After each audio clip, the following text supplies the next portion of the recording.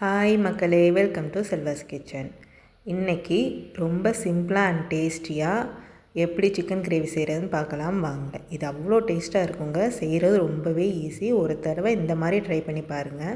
சரி வாங்க பார்க்கலாம். நான் ஒரு குக்கரில் ஒரு 4 டீஸ்பூன் ஆயில் விட்டு பிரியாணியில் கிராம்பு, பட்டை, ஏலக்காய், அன்னாச்சி பூ இது மட்டும் எண்ணெயில் சேர்த்து லைட்டாக பொரிஞ்சதும் 1 டீஸ்பூன் அளவு சோம்பு சேர்த்து 2 பொரிஞ்சதும் 2 பச்சை மிளகா, கருவேப்பிலையும் சேர்த்து கருவேப்பிலை பொரிஞ்சதும் நான் 4 பெரிய வெங்காயத்தை 1-2 கட் பண்ணி மிக்சியில் பல்ஸ் மோடில் போட்டு எடுத்துருக்கேங்க. ரொம்ப நைஸாக அரைச்சிட வேணாம், டேஸ்ட் இருக்காது. வெங்காயம் கலர் சேஞ்ச் ஆனதும் நான் 2 டீஸ்பூன் இஞ்சி பூண்டு பேஸ்ட் போட்டு அது பச்சை வாடை போனதும் நான் 4 தக்காளி பழத்தை மிக்சியில் மையாக அரைச்சி சேர்த்துருக்கேங்க.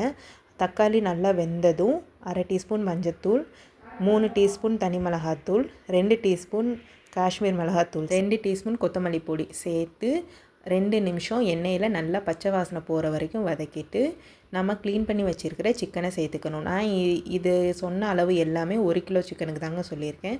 நல்லா கீழேருந்து எல்லா மசாலாவும் சிக்கனில் படுற மாதிரி பரட்டி விட்டுட்டு தேவையான அளவு உப்பு சேர்த்துக்கோங்க. நான் தக்காளி போடுறப்பவே தக்காளி வதங்கிறதுக்கு தேவையான அளவு உப்பு போட்டு தான் வதக்கியிருக்கேன். ஸோ இப்போ சிக்கனுக்கு மட்டும் போட்டிருக்கேன். 1/2 டம்ளர் தண்ணி விட்டு ஒரு 5 நிமிஷம் சிக்கனை கொதிக்க வைக்கணுங்க. அதுக்கப்புறம் திறந்து 1 டீஸ்பூன் மிளகாத்தூள், 1/2 டீஸ்பூன் கரம் மசாலா தூள் சேர்த்து இப்போது கிரேவிக்கு தேவையான அளவு தண்ணி சேர்த்துக்கணும். நான் கொஞ்சம் தண்ணியாக வேணுங்கிறனால நான் தண்ணி அதிகமாக சேர்த்துருக்கேன். உங்களுக்கு கிரேவி கெட்டியாக வேணும்னா நீங்கள் 1 டம்ளர் 1.5 டம்ளர் தண்ணி சேர்த்தா போதுங்க.